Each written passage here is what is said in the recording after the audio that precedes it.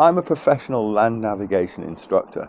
I've got lots of other outdoor qualifications, but teaching land nav, it's my full-time job. It's how I earn my living.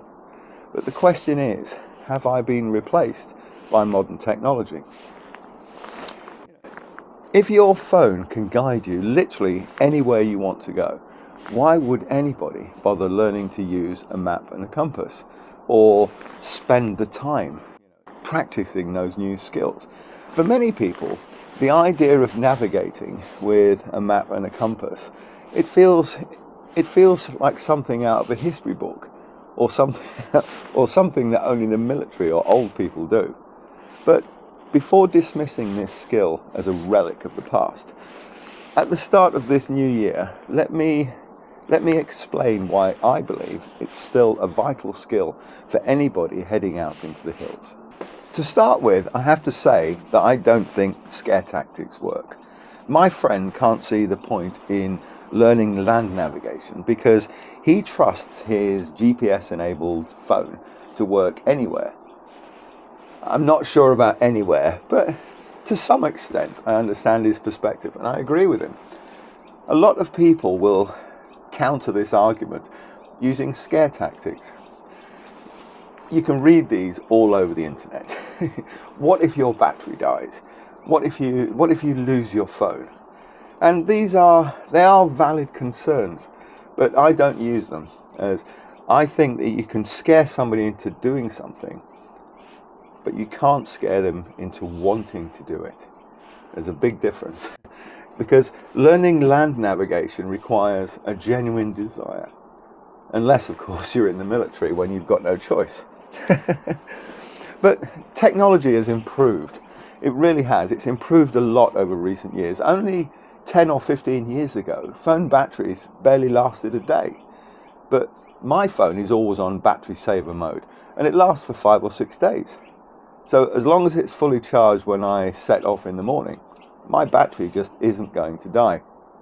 And even if it did, I always carry one of these. And this will keep my phone going for weeks. As for losing your phone, well, you can lose a map and a compass just as easily. So while the old arguments of your battery dying or losing your phone, they aren't completely invalid, I don't think that they're not a good enough reason to convince someone that they should start to learn land nav. So today I thought I would give you just 2 ideas which I think that you should consider if you go out walking in the hills and you've not yet decided on whether you should learn to use a map and a compass. The first idea is actually really, really simple, and it's this. Even with a GPS or a mapping app, to be able to use it in the hills, you still need to be able to know how to read a map.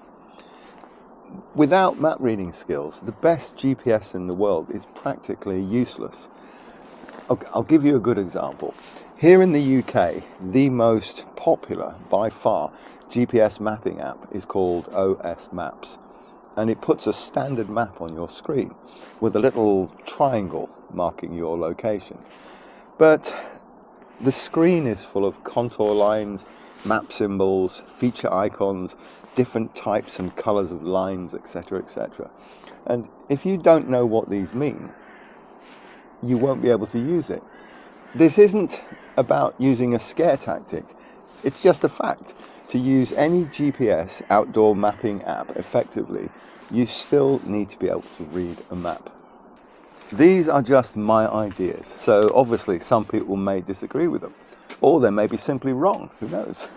My next idea is that learning to navigate with a map and a compass, it isn't just about avoiding disaster and not getting lost.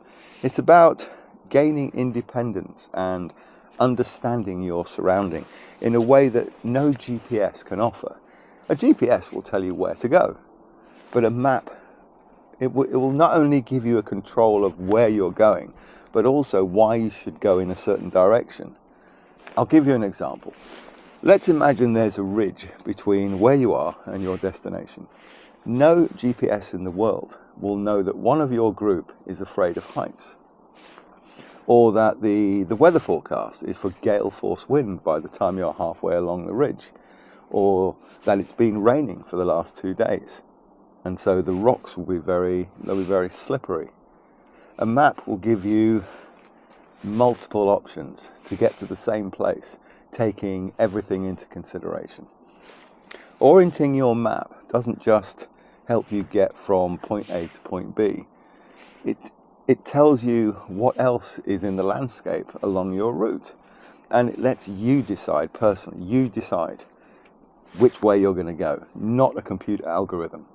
Also, let's not forget that there really is something undeniably cool about being able to pinpoint your location and plot a route on a map. It's not just a skill. Let's say it like it is. It's a superpower. So if you are going out into the hills, should you learn to use a map and a compass? As you may lose your phone or the battery may die? I don't know. Or should you learn to navigate without technology simply because it's a good idea? Everyone will have their own answers to those questions, so I'll leave it at that. Thanks for watching.